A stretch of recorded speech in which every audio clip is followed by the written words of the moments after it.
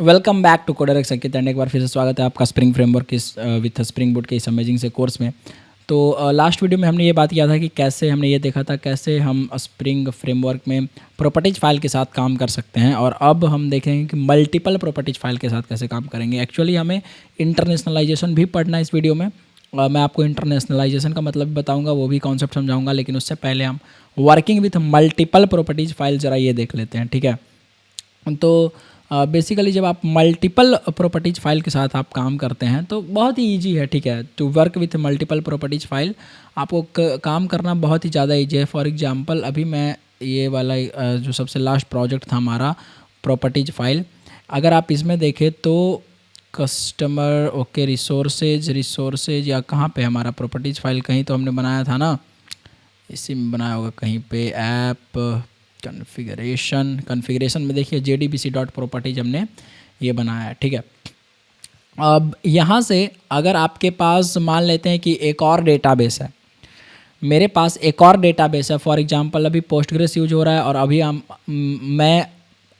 मैंने कॉन्फ़िगरेशन लिख रखा है पोस्टग्रेस का, ठीक है।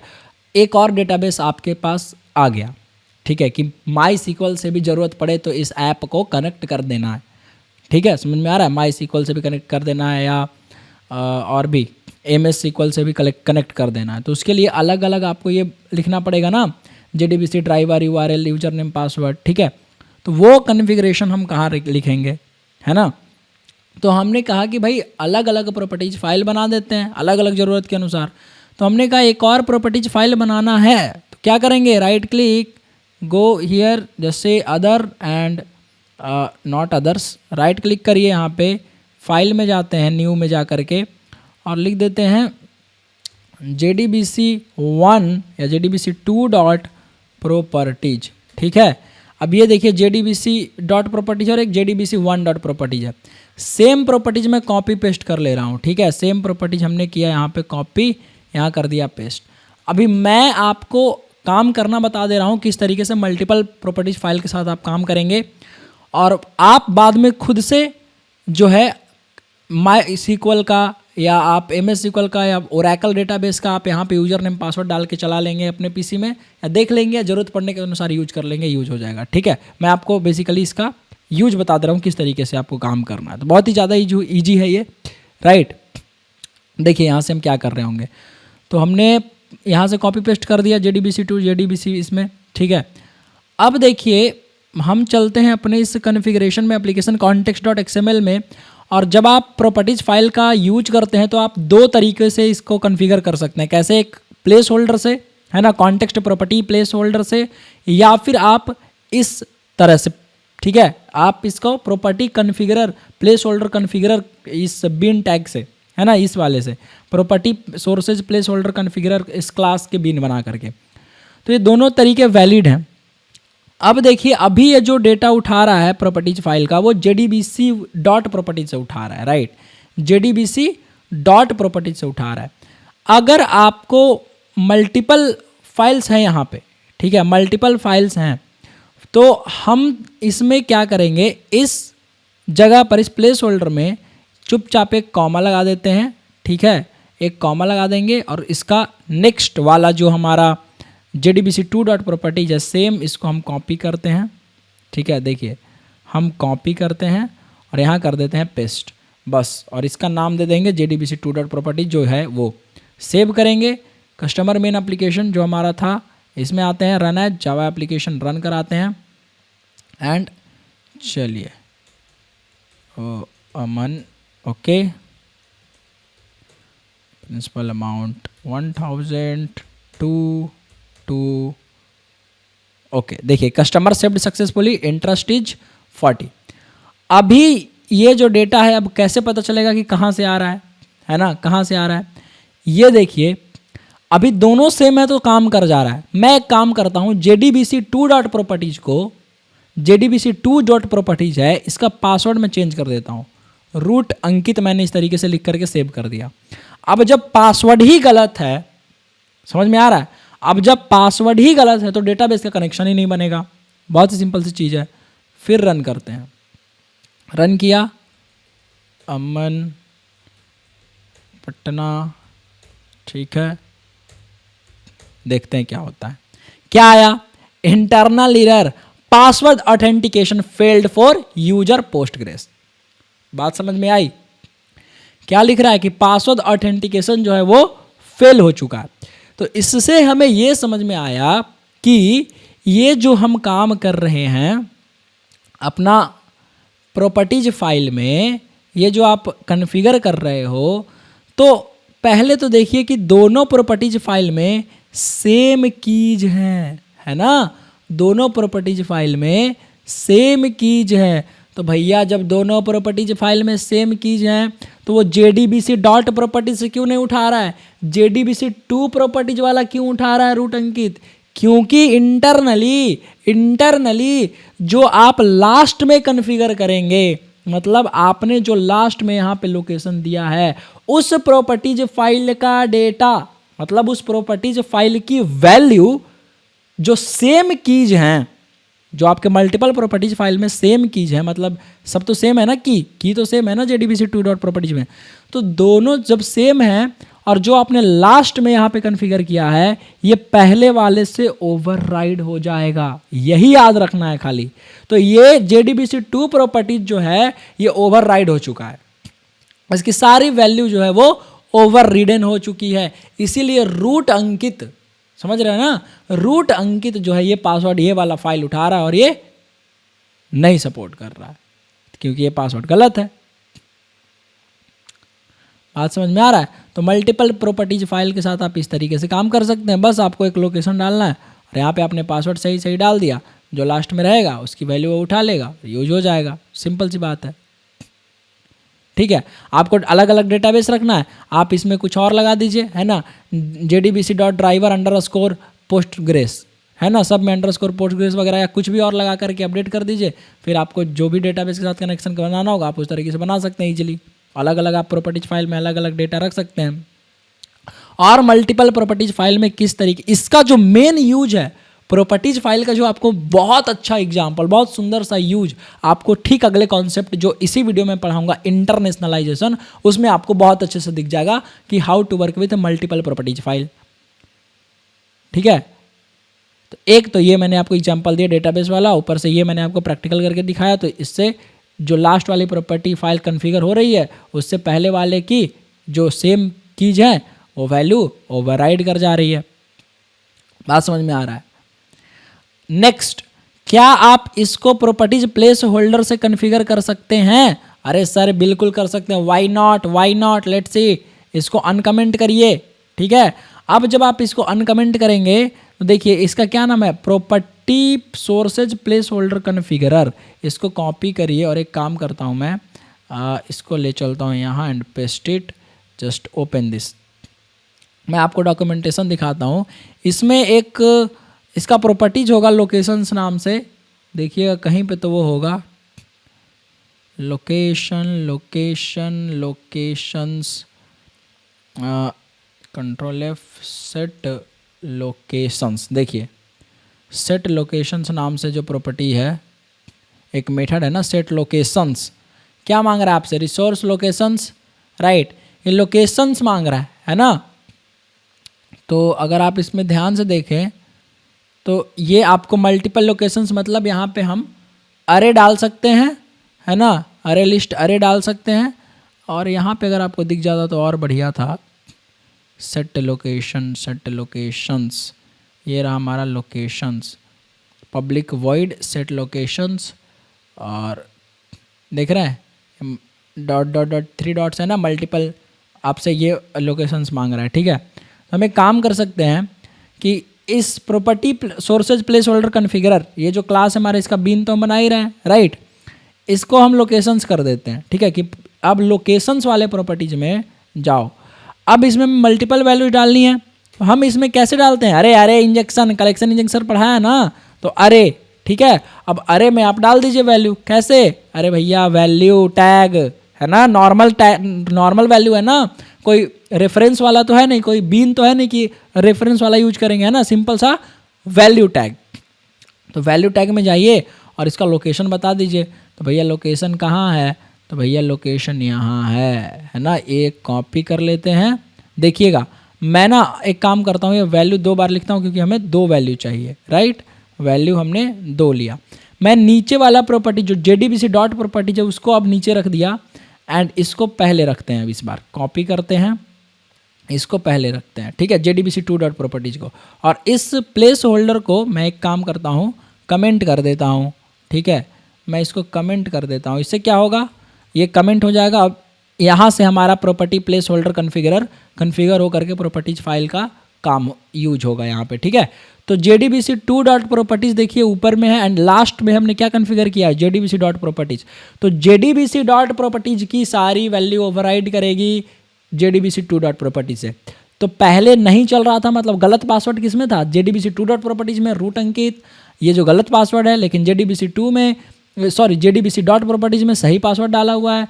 तो सेम कीज यहाँ पे देखिए, सेम कीज, सारा सेम कीज है, तो ओवरराइड कर जाएगा कौन, लास्ट वाली वैल्यू। तो लास्ट वाली वैल्यू JDBC डॉट प्रॉपर्टीज है, तो JDBC डॉट प्रॉपर्टीज जो है यहाँ से अपना वैल्यू ओवरराइड करके यूज कर लेगा।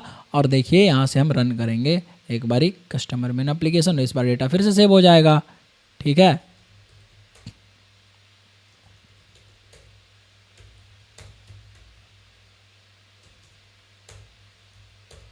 देखिए customer saved successfully, interest is 2.0।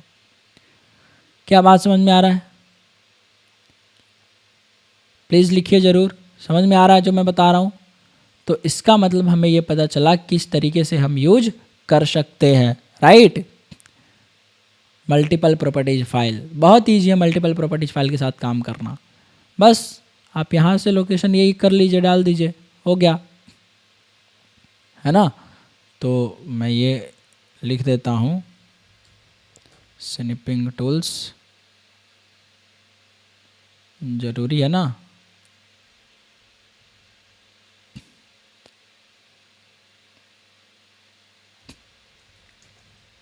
To work with multiple properties files. बस इसको पढ़ा करके हम क्या पढ़ेंगे, हम पढ़ने वाले हैं, हम सीखने वाले इंटरनेशनलाइजेशन का कॉन्सेप्ट, ठीक है।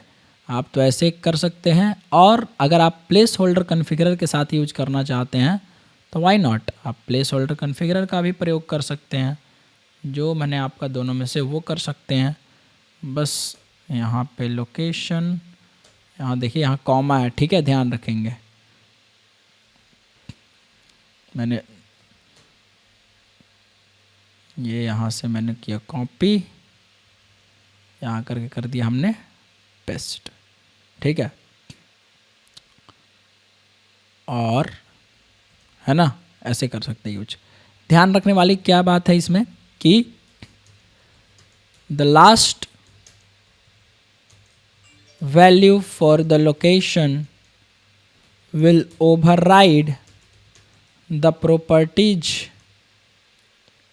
value for the same keys with respect to the first, with respect to the corresponding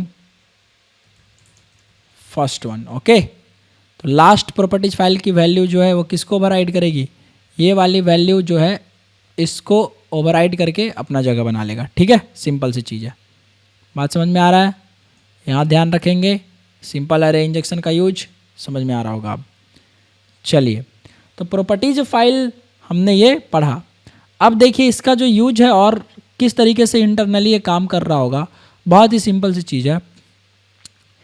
एक ऑब्जेक्ट होता है जिसका नाम है इन्वायरमेंट ऑब्जेक्ट, ओके, क्या नाम है, एनवायरनमेंट ऑब्जेक्ट। ये क्या होता है, बिल्ट इन ऑब्जेक्ट है। बिल्ट इन ऑब्जेक्ट मतलब IOC कंटेनर इसको खुद बनाता है, ओके, आपको बनाने की ज़रूरत नहीं है।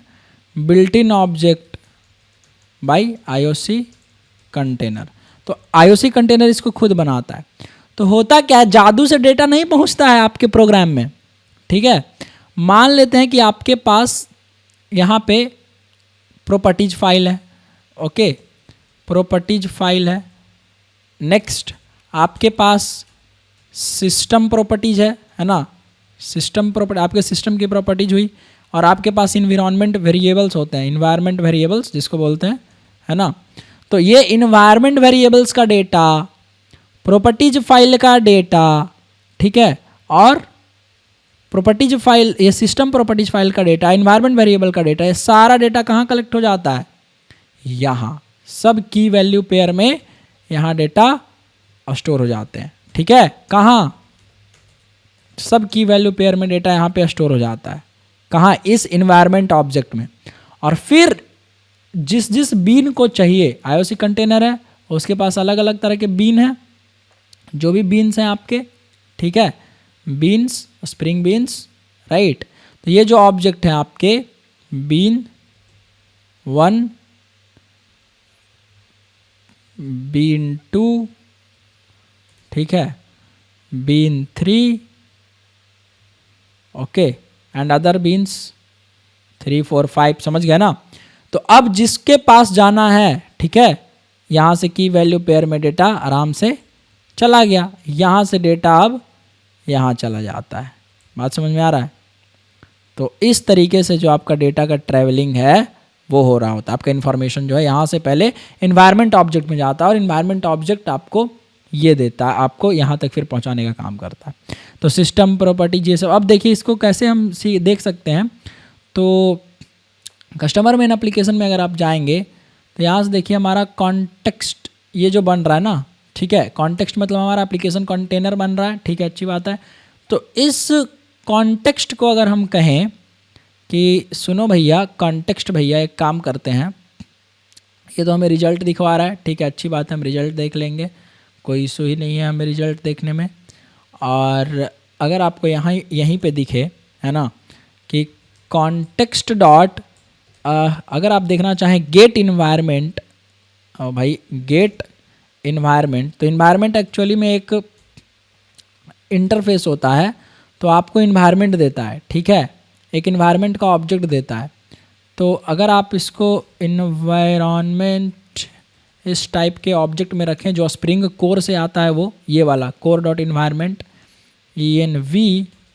env इक्वल टू, ठीक है, अगर आप देखें सिस आउट, अगर हम करें env डॉट गेट, देखिए गेट प्रॉपर्टी है ना, गेट प्रॉपर्टी, गेट कीज सब कुछ है ना, गेट क्लास, देखिए गेट क्लास करते हैं, सिस एक काम करते हैं, सिस आउट कर लेते हैं, env dot get class dot get name, get class dot get name कर रहे हैं।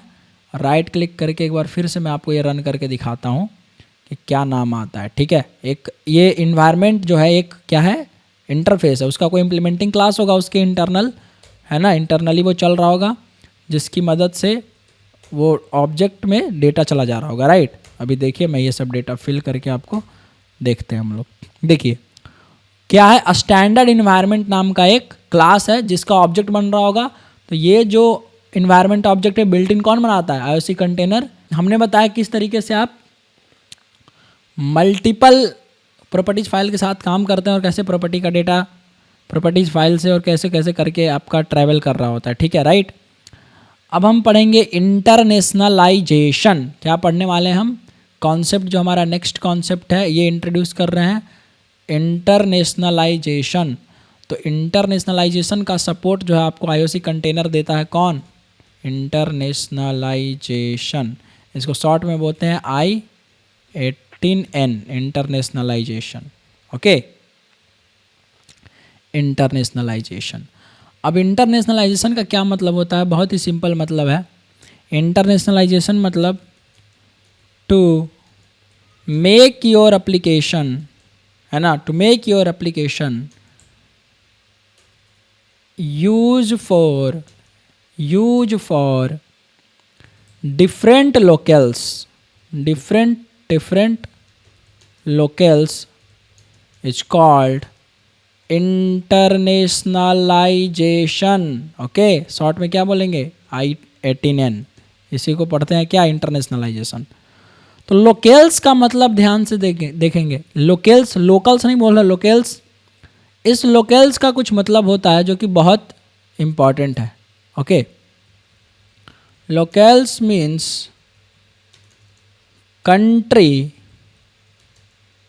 And the language, country and and its language. तो लैंग्वेज ये जो है आपका, कंट्री में कौन सा लैंग्वेज बोला जा रहा है, ठीक है, वो हो गया हमारा। अब डिफरेंट डिफरेंट लैंग्वेज बोले जाते हैं, बट एक स्टैंडर्ड लैंग्वेज मान लेते हैं, ठीक है, इंग्लिश, हिंदी, फ्रेंच, इस तरीके से। तो local means country and language. तो होता क्या है, जब आपका एक ऐप आपके सिस्टम पे चल रहा है तो आपके अनुसार सब कुछ दिख रहा है, राइट। किसी को चाहिए कि वो ऐप हिंदी में दिखाए, तो इंटरनेशनलाइजेशन जो है सिर्फ प्रेजेंटेशन, जो आपका ऐप का प्रेजेंटेशन है उसके लिए है। बैकएंड वगैरह में हम कुछ चीज़ें लॉजिक्स वगैरह में चेंज नहीं करते हैं। इंटरनेशनलाइजेशन में हम प्रेजेंटेशन पर ध्यान देते हैं। तो इंटरनेशनलाइजेशन से क्या होता है कि जो प्रेजेंटेशन है आपके एप्लीकेशन का, वो बाहर की कंट्री या आपकी कंट्री या कहीं जो भी आप बनाना चाहते हैं, जिस भी कंट्री के लिए अवेलेबल कराना चाहते हैं, उसके लिए जो आपका ऐप है उस तरीके से दिखे, उसके भाषा में दिखे, ताकि इजीली वहाँ के कस्टमर्स, वहाँ के लोग एक्सेस कर सके। बस इसी का काम है, इसीलिए यूज होता है इंटरनेशनलाइजेशन। बात समझ में आया? तो कंट्री एंड इट्स लैंग्वेज, जैसे फॉर एग्जाम्पल देखिए EN, इसका रिप्रेजेंटेशन मैं कर रहा हूँ। EN से क्या रिप्रेजेंट हुआ? EN से हमारा रिप्रेजेंट हो गया इंग्लिश, ओके। ओह, कलर चेंज क्यों नहीं हो रहा है भाई? यहाँ वाइट कीजिए, यहाँ ब्लैक कीजिए। चलिए, यहाँ मैं क्या कर रहा हूँ, EN-BR क्या हो गया? इंग्लिश ब्रिटेन, ठीक है। EN-US क्या हो गया? English United states, right. EN-IN हो गया ना, इंग्लिश इंडिया, इस तरीके से। और देखिए क्या होता है, DE, इस तरीके से DE होता है। ये होता है जर्मन्स के लिए, ठीक है। FR-FR ये हो गया फ्रेंच के लिए। यहाँ पे लिख देता हूँ, इंग्लिश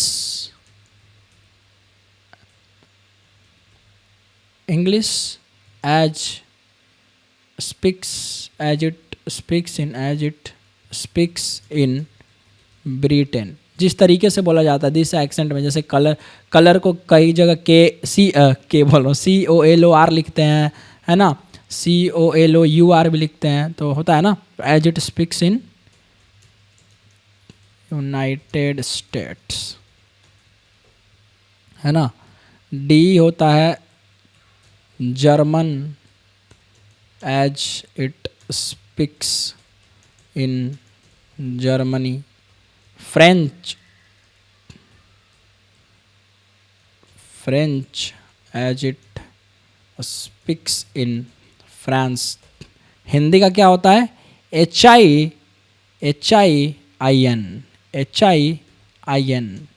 ओके। HIIN मतलब Hindi as it speaks in India. तो इस तरीके से हमारे जो है लोकेल्स हो गई है, ओके।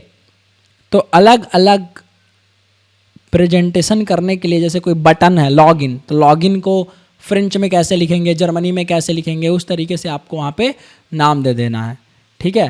तो बहुत ही ज़्यादा इजी है, फाइन। आप इसको किस तरीके से काम करवा सकते हैं, कैसे आप काम करेंगे, बहुत ही ज़्यादा ईजी है इसको समझना। तो लोकल का मतलब क्या, लोकल्स का मतलब क्या होता है? लैंग्वेज एंड इट्स कंट्री, है ना, या कंट्री एंड इट्स लैंग्वेज ऐसे आप कह सकते हैं, ऐसे बोल सकते हैं कंट्री एंड इट्स लैंग्वेज, कि वहाँ पे कौन सा स्टैंडर्ड भाषा का प्रयोग हो रहा है। तो इस तरीके से हो गया हमारा यूज। अब देखिए इंटरनेशनलाइजेशन करते वक्त हमें कुछ बातों का ध्यान रखना चाहिए, ठीक है। तो जो मेन इम्पॉर्टेंट थिंग्स है वो किस चीज़ का ध्यान रखना चाहिए, okay. So very important things to be taken care while doing internationalization, when doing internationalization। अब देखिए किस किस चीज़ों का आपका इंटरनेशनलाइजेशन में ध्यान रखना चाहिए। और सबसे पहले इम्पॉर्टेंट चीज़ है कि प्रेजेंटेशन लेबल्स। प्रेजेंटेशन लेबल्स का मतलब हो गया कि बटन है, तो लॉगिन बटन है, उसको लॉगिन तो इंग्लिश में हो गया ना, LOGIN, है ना। हो सकता है उसको फ्रेंच में कुछ और बोलते हो, है ना, जर्मन में कुछ और बोलते हो। तो प्रेजेंटेशन लेबल हो गया, ओके। तो प्रेजेंटेशन लेबल्स की ये सब कहाँ रखेंगे? हमने कहा कि प्रॉपर्टीज फाइल में ये सब रख दो, है ना, अपने से लिख करके या किसी तरीके से वहाँ पहुँचा दो डेटा। फिर करेंसी सिंबल्स, है ना। करेंसी सिंबल्स देखिए, उसका भी इंटरनेशनलाइजेशन होता है, राइट। यूरो का अलग हो गया आपका,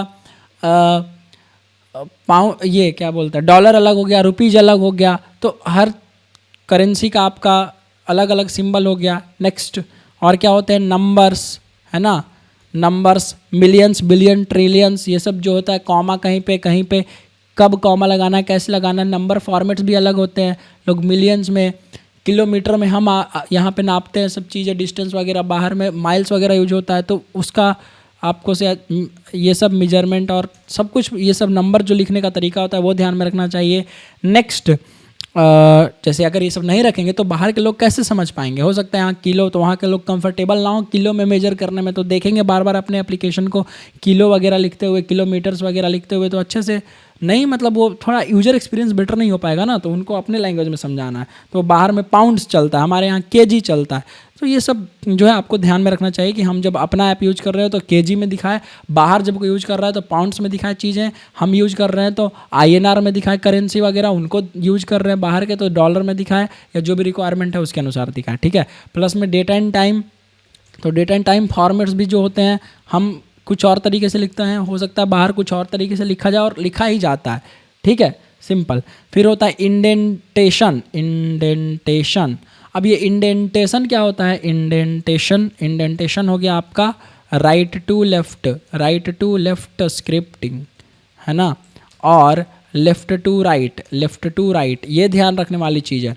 जैसे हम जो यूज करते हैं इंग्लिश हिंदी में, वो लेफ्ट टू राइट, लेफ्ट से शुरू करते हैं, राइट की ओर ख़त्म करते हैं, इंग्लिश हिंदी में ऐसा होता है। लेकिन अरेबिक लैंग्वेज में राइट टू लेफ्ट की ओर होता है, राइट, वो राइट से शुरू करते हैं, लेफ्ट की ओर जाते हैं। तो ये चीज़ें इंडेंटेशन जो होता है वो भी ध्यान में रखना चाहिए। तो ये इंटरनेशनलाइजेशन करते वक्त आपको ये सब चीज़ें ध्यान में रखनी चाहिए। अब ये इंटरनेशनलाइजेशन जो है, ऐसा नहीं है कि सिर्फ स्प्रिंग फ्रेमवर्क ही आपको करके देता है, ये इंटरनेशनलाइजेशन आपको कोर जावा भी सपोर्ट करता है। Yes, core Java also gives some packages to support internationalization. Java बहुत बढ़िया है भाई, इंटरनेशनलाइजेशन के लिए आपको अलग से पैकेज देता है। वो कुछ पैकेज हैं, देखिए java.util.locals, ओके, एक पैकेज का नाम है java.util.local, ओके। एक और पैकेज का नाम है java.util.resource bundle। यस, ये दो पैकेजेस का जब आप प्रयोग कर सकते हैं कोर जावा में, ओके, तो ये कोर जावा में आप प्रयोग करके क्या कर सकते हैं, इंटरनेशनलाइजेशन अप्लाई कर सकते हैं। और मैं आपको यही सिखाऊंगा कि कोर जावा में पहले कैसे इंटरनेशनलाइजेशन, अब ठीक है कोर जावा में आप कैसे इंटरनेशनलाइजेशन करेंगे आप इन दो पैकेजेस की हेल्प से। पहले मैं वो आपको एक बार दिखा दूंगा नॉर्मल सा एग्जांपल लेकर के, फिर आपको बाद में स्प्रिंग पर ले आएंगे। बहुत ही ज़्यादा सिंपल है, बहुत ज़्यादा ईजी है, ठीक है। देखिए, तो चलिए करते हैं हम इसको एग्जांपल, देखते हैं कि कोर जावा में हम किस तरीके से इंटरनेशनलाइजेशन करेंगे वो देखते हैं। सबसे पहले कोर जावा का प्रोजेक्ट बनाते हैं और ग्रैडल प्रोजेक्ट बना लेंगे, okay. So let's move to other, let's go to Gradle and let's say next just write this proj. ये हमारा कितना प्रोजेक्ट हो गया, 30, ओके, प्रोज 30 कोर जावा I18, मतलब इंटरनेशनलाइजेशन I18N।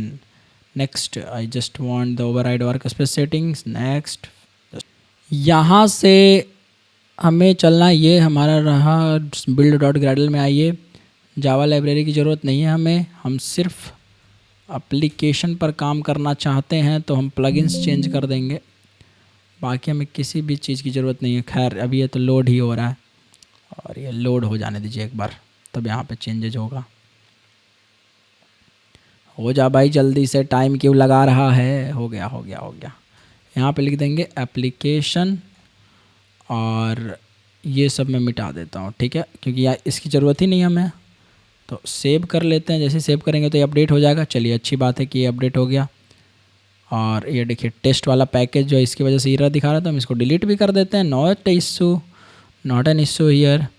चलिए अब हम चलते हैं इस जावा में, इसमें डिफ़ॉल्ट पैकेज है, इसको भी डिलीट कर देते हैं। I don't need this.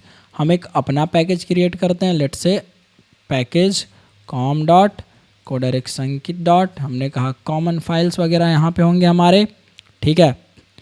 और यहाँ पे right click, package com dot CoderX Ankit dot core, ऐसे लिख देते हैं टेस्ट, यहाँ पे टेस्ट हो जाएगा हमारा। अब कॉमन्स में देखिए कैसे हम यूज करेंगे कि यहाँ पे हम बनाएंगे प्रॉपर्टीज फाइल, है ना। अब वो प्रॉपर्टीज फाइल कैसा बनाना है, ओके, यही इम्पॉर्टेंट है। तो हमने क्या कहा कि भाई let's try, okay, internationalisation, okay, implementation. अब हम इसको इम्प्लीमेंट कैसे करेंगे ज़रा देखिएगा। तो हमारे पास एक होता है बेस फाइल, ठीक है, बेस प्रॉपर्टी फाइल, ओके।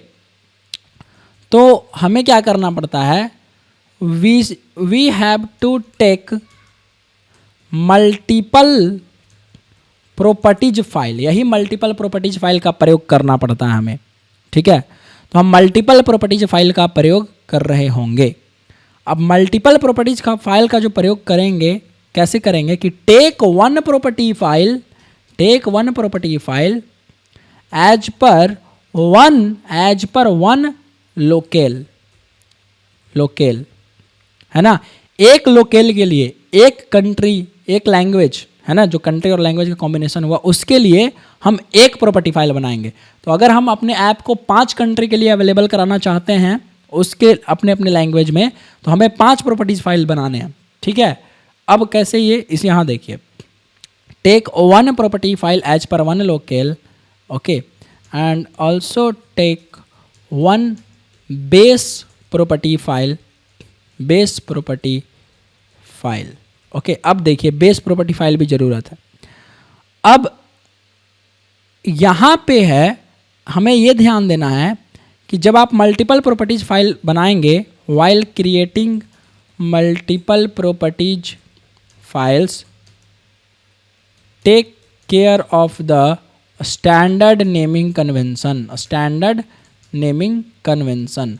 आपको कुछ इस तरीके से स्टैंडर्ड नेमिंग कन्वेंशन का ध्यान रखना है कि जो आपके फाइल्स बनेंगे वो कुछ इस तरीके से बनेंगे, ठीक है। कैसे, जैसे मान लीजिए मुझे अपने ऐप का, ठीक है, तो हमने मान लेते हैं ऐप हमने लिखा, ठीक है, ऐप डॉट, आप प्रॉपर्टीज जो बनाएंगे, एक प्रॉपर्टीज जो ये हुआ हमारा, है ना, एक प्रॉपर्टीज फाइल जो ये हुआ हमारा, ये क्या है, बेस फाइल है, ठीक है, ये हमारा है base file, okay, base property file. अब नेक्स्ट जो हमारा रहेगा, इसमें हम करेंगे ऐप अंडरस्कोर, ठीक है, हमने कहा EN_US, ठीक है, डॉट प्रॉपर्टीज। बात समझ में आ रहा है। हम लिखेंगे ऐप अंडरस्कोर EN_, ठीक है, BR dot properties, okay, app underscore, ठीक है, हमने कहा HI_IN डॉट प्रॉपर्टीज, ठीक है, प्रॉपर्टीज, इस तरीके से। तो ये हो गया हमारा डिफरेंट नाम, नेमिंग कन्वेंशन आपको इसी तरीके से लेना है, ओके। तो इस स्टैंडर्ड का आपको ध्यान रखना है कि आप अंडरस्कोर लगा करके ही नाम लिखें, ये नेमिंग कन्वेंशन बहुत बढ़िया है, ठीक है, तो ये ध्यान रखना है। तो हम क्या करेंगे, चलिए यहाँ से नेमिंग कन्वेंशन मतलब प्रॉपर्टी फाइल बना सकते हैं।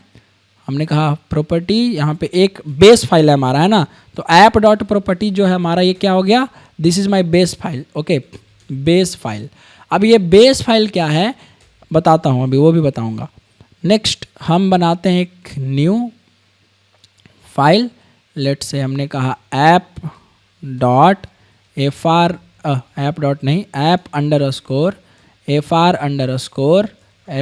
Dot properties, okay.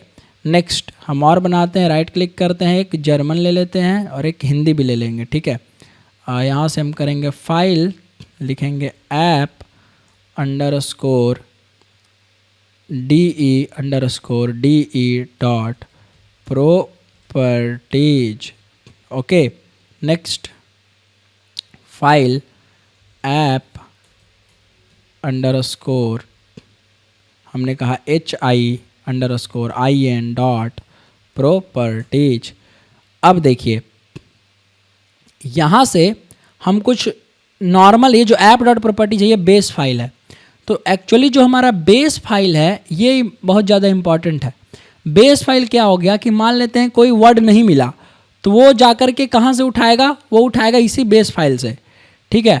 तो हियर बेस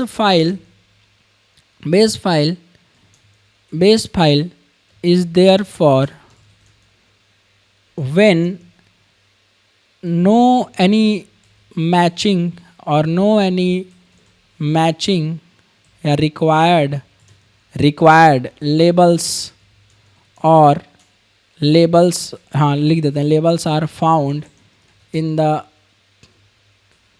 respective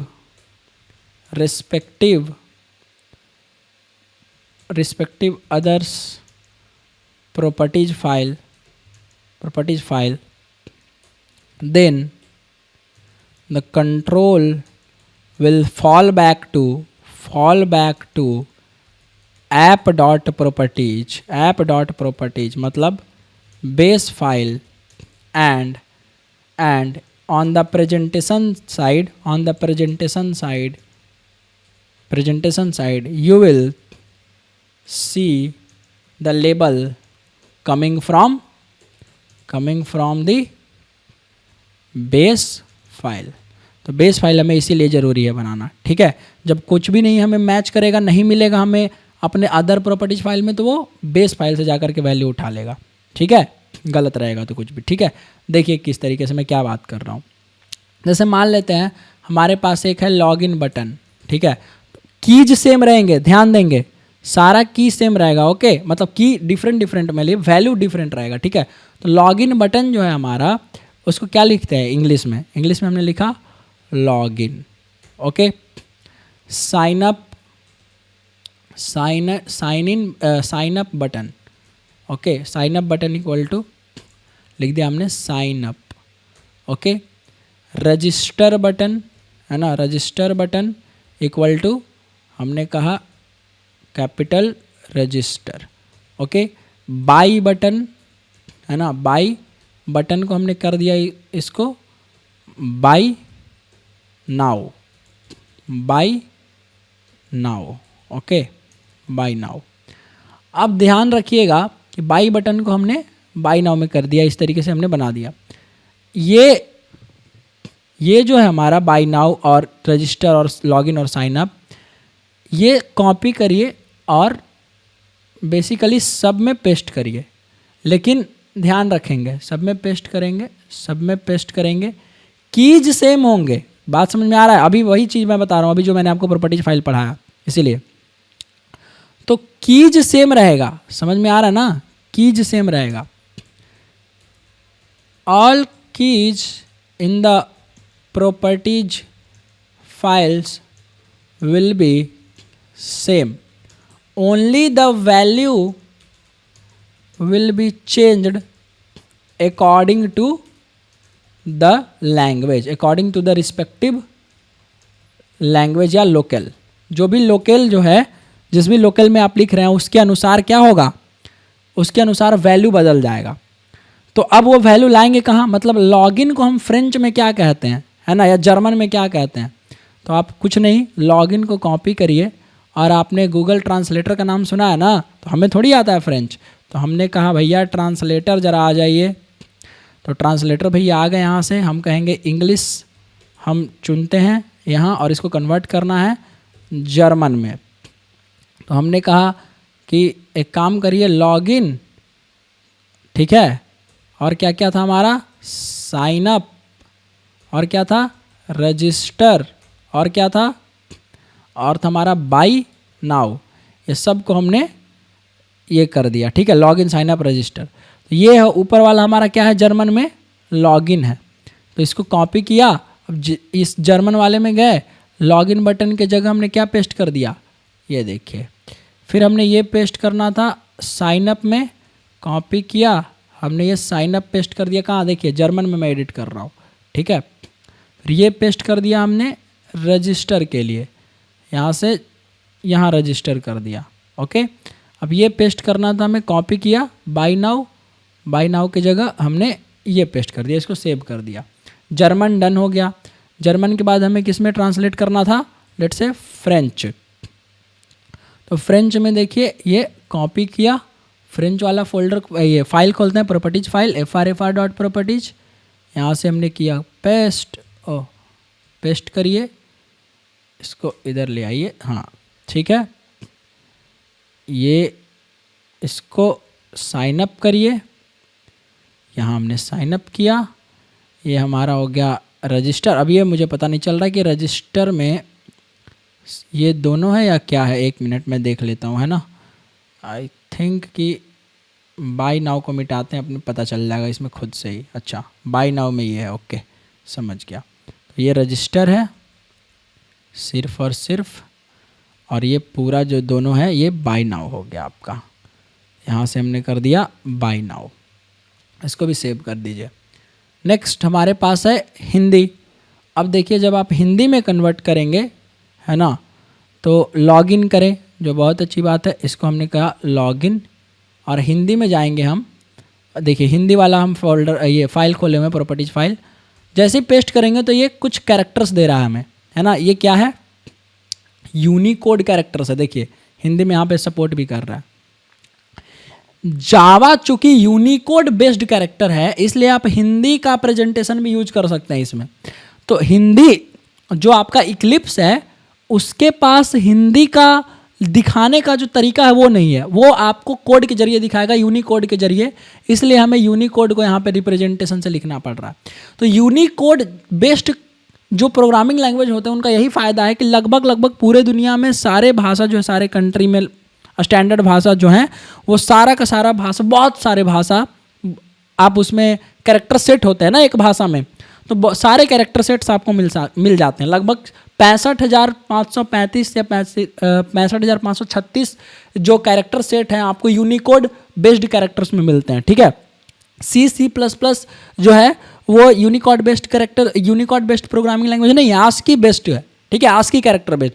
तो आस्की में कम कैरेक्टर, बहुत ही कम कैरेक्टर रहते हैं, सेट ऑफ कैरेक्टर्स, राइट। तो यहाँ पे सेट ऑफ कैरेक्टर्स ज़्यादा हैं, लगभग 65,535-36 के आसपास। तो इसीलिए आपको जावा में जो है सपोर्ट आपको देखने को मिल जाता है। आप हिंदी में भी शो करा सकते हैं, कुछ चीज़ें प्रेजेंट करवा सकते हैं। साइन अप करें में हमने साइन अप को कॉपी करा, साइन अप बटन की जगह हमने ये यूनिकोड कैरेक्टर डाल दिया, ठीक है। इसीलिए कहता हूँ कि कोर जावा अच्छे से पढ़िए। आपने अगर यूनिकोड के बारे में पहले पढ़ा होता तो आपको ये सब और इजीली समझ में आता, ठीक है। सेट, जो मैं कैरेक्टर सेट की बात कर रहा हूँ।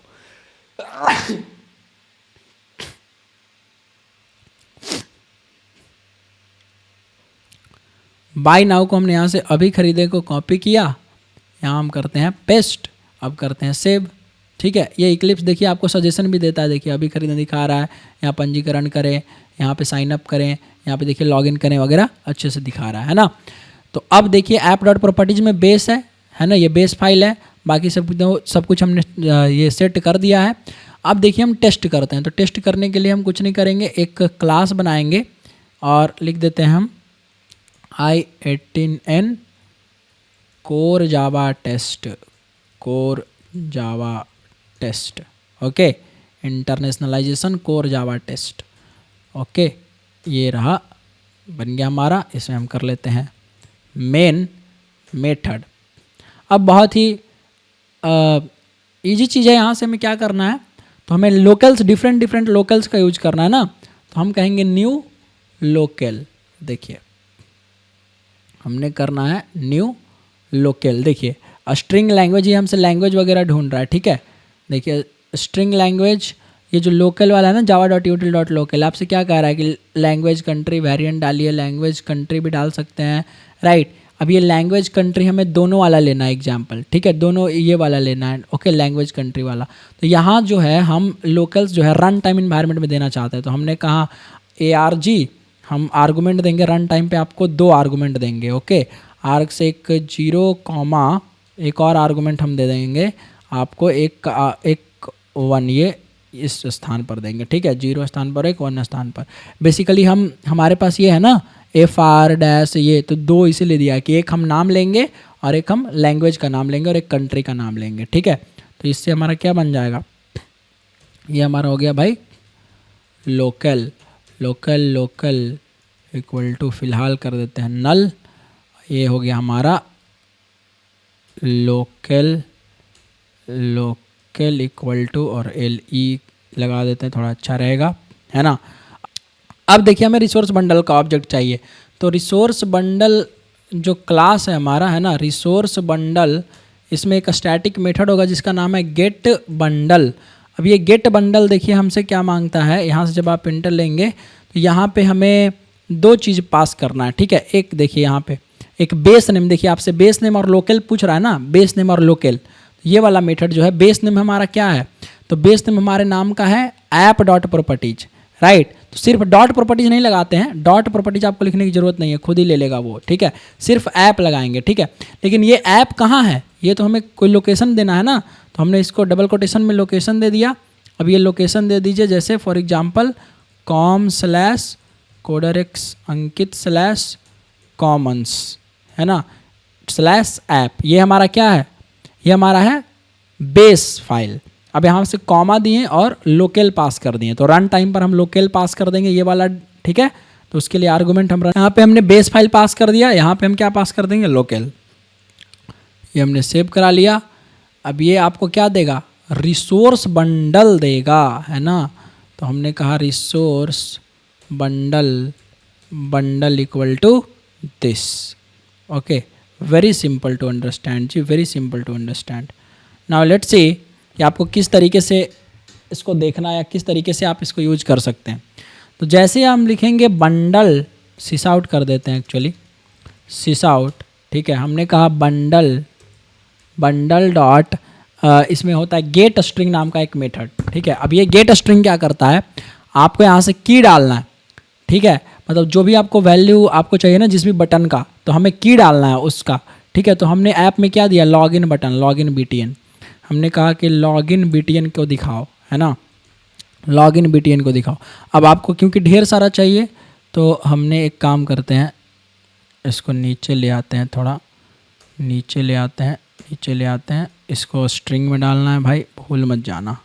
हमने कहा लॉगिन BTN, सारा की आपको कॉपी पेस्ट करना होगा, है ना, प्लस एक स्पेस दे देते हैं, ठीक है। यहाँ पे फिर प्लस ऐड करना पड़ेगा, थोड़ा सा बंडल डॉट गेट स्ट्रिंग, फिर से आपको यहाँ पे की पास करना है। तो हमने कहा कि इस बार भाई साइन अप BTN का दिखाओ, है ना। अभी यहाँ से फिर प्लस, राइट, फिर यहाँ से शुरू करेंगे बंडल डॉट गेट स्ट्रिंग, यहाँ पे दिखाएंगे रजिस्टर BTN प्लस, नेक्स्ट यहाँ पे आजा भाई प्लस, फिर हम कहेंगे बंडल डॉट गेट स्ट्रिंग, इसका हमने क्या नाम लिया है, by now, by button, by BTN, हमने कहा बाई BTN, और बस इसको इस तरीके से हम, ओह ये तो इसी में, हाँ ठीक है, इसमें हमने कर दिया system.out.println, बढ़िया से इसको सेव कर दीजिए।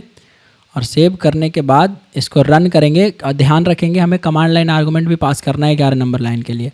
तो रन एज, जब आप रन कन्फिग्रेशन करेंगे तो देखिए यहाँ से आपको आर्गुमेंट्स देना है।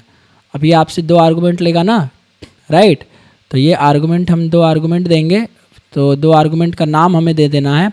तो जैसे सिर्फ आपको ऐप वैप छोड़ करके, मतलब फर्स्ट वाला नाम छोड़ करके जो भी आपका नाम है ना, ये जैसे DE और कैपिटल DE ऐसे हमने दे दिया।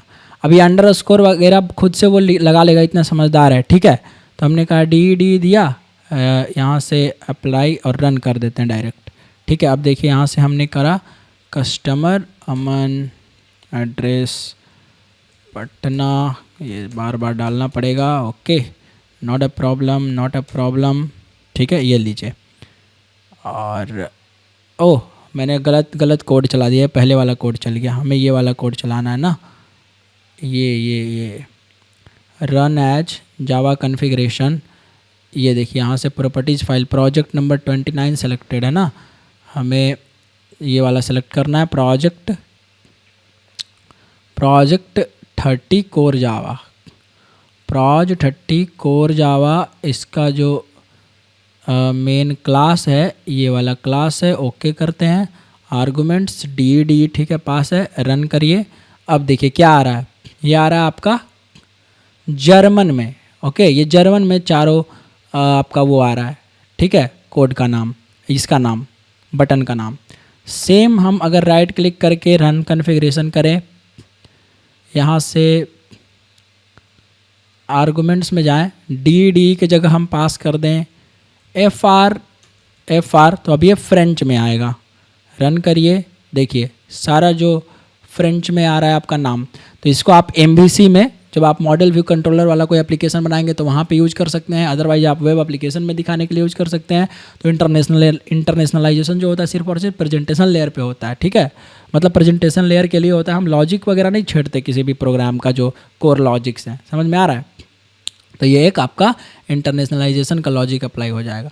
नेक्स्ट आप कहेंगे कि सर हिंदी भी दिखा दीजिए, HIIN वाला, तो राइट क्लिक करेंगे, रन एज करेंगे, कॉन्फ़िगरेशन में जाएंगे, यहाँ रन टाइम आर्गूमेंट में क्या पास करेंगे, HI_IN। आपने रन टाइम आर्गूमेंट में पास करना सीखा होगा ना कमांड लाइन आर्गूमेंट से। रन करिए। अब देखिए कहेंगे कि भैया ये इस तरीके से क्यों आ रहा है, वाट क्यों आ रहा है, क्योंकि जो सेट ऑफ कैरेक्टर्स हैं, UTF-8 कैरेक्टर्स जो हैं, वो यहाँ से हमको ये नहीं दिखा रहा है अभी। UTF-8 कैरेक्टर्स जो होते हैं वो ये नहीं दिखा रहा है आपका कंसोल। तो इसका UTF-8 कैरेक्टर्स नहीं दिखा रहा है, चूँकि सब इंग्लिश में वाले कैरेक्टर्स मतलब अब तक दिखा रहा था, तो वो सपोर्ट कर रहा था। अभी हिंदी वाले कैरेक्टर्स हैं, इसको UTF-8 कैरेक्टर्स दिखाना होगा। तो हम एक काम कर सकते हैं, इसका जो कंसोल है उसको चेंज करते हैं। प्रोजेक्ट में चलिए या प्रीफरेंस में चलिए, विंडो में जाकर के प्रीफरेंस में जाइए एंड यहाँ पर आप सर्च कर सकते हैं कुछ। तो आप यहाँ पे सर्च करना पड़ेगा, देखते हैं कहाँ पे। अगर हम लिखें UTF वगैरह या कुछ, तो यहाँ से सर्च करना पड़ेगा, देखते हैं एडिटर या टेक्स्ट का कुछ है क्या, टेक्स्ट UTF-8 टेक्स्ट का कुछ है, अपीयरेंस, एक सेकंड ना, टेक्स्ट,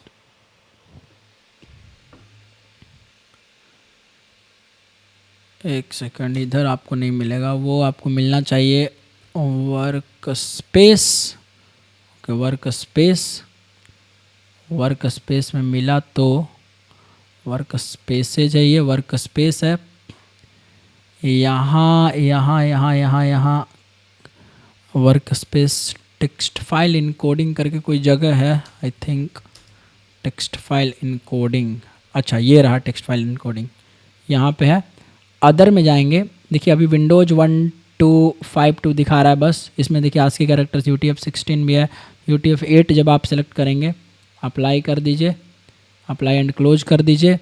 दोबारा से एक बार इस प्रोग्राम को, सेम प्रोग्राम को रन करिए जिस तरीके से करते हैं। रन एज कॉन्फ़िगरेशंस, आर्गूमेंट्स हमारा कमांड लाइन आर्गूमेंट में पास हो ही रहा है, HIIN हिंदी। अब रन करिए, देखिए लॉगिन करें, साइन अप करें, पंजीकरण करें, है ना, करवाना हो गया वहाँ पे करें, हो सकता है, मतलब वो जो हम कॉपी पेस्ट कर देंगे वही हो जाएगा, है ना। अभी खरीदे, बाय नाउ आ गया ना, पंजीकरण करवाना मतलब रजिस्ट्रेशन के लिए हो गया। तो आप इस तरीके से क्या यूज कर सकते हैं, आपको क्या करना चाहिए, इंटरनेशनलाइजेशन कोर जावा में हमने आपको बताया कि किस प्रकार से आप कर सकते हैं। बात समझ में आई। तो ये प्रॉपर्टीज़ फाइल में इस तरीके से हम अलग अलग जगहों से कलेक्ट कर लेंगे और लिख देंगे। बेस फाइल देखिए, मान लेते हैं कोई ऐसा आपने यहाँ पे फॉर एग्जांपल रन करते हैं, फिर से इसको रन कॉन्फ़िगरेशन। आप कोई ऐसा जगह से एक्सेस कर रहे हैं जहाँ पे है ही नहीं, वो भाषा ही नहीं। लेट से XYZ या कुछ A, B, ठीक है। अब ए कोई भाषा ही नहीं है, कोई कंट्री नहीं है, AB यहाँ पे लिस्ट में अवेलेबल नहीं है AB। तो रन करेंगे। अब देखिए बेस फाइल से ये उठा रहा है। कहाँ से उठा रहा है? Login, sign up, register, buy now, कहाँ से उठा रहा है? बेस फाइल से। तो इसी की बात कर रहा था, जब नहीं मैच करेगा कुछ भी तो बेस फाइल से आपका जो प्रेजेंटेशन जो है, जो भी आपने कैप्शंस या लेबल्स लगाए यहाँ से उठाएगा। बात समझ में आ रहा है? इस तरीके से आप मल्टीपल प्रॉपर्टीज़ फाइल का फ़ायदा उठा सकते हैं। और इंटरनेशनलाइजेशन का सपोर्ट भी दिखा दिया मैंने आपको कोर जावा में। और नेक्स्ट वीडियो में हम ये समझ रहे होंगे कि कैसे आप इसी को स्प्रिंग फ्रेमवर्क में अच्छे से इम्प्लीमेंट और कर सकते हैं। ठीक है, तो ये हो गया हमारा all the properties file will be in the same but value will never, अब वैल्यू जो होगा वो चेंज होगा रिस्पेक्ट। अब ये वैल्यू कहाँ से कलेक्ट करेंगे हम?